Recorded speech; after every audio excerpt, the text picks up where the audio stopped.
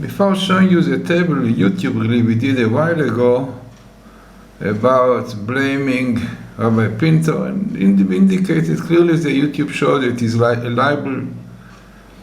And today really it's showing the news, in the internet, it is in Hebrew but you translate it, and as we know, it was known that Rabbi Pinto claimed to see the documents because they hid it from him, did not show it to him, and the Supreme Court really said they should give it to him. So when they saw in the documents, they found out clearly that they were cheated.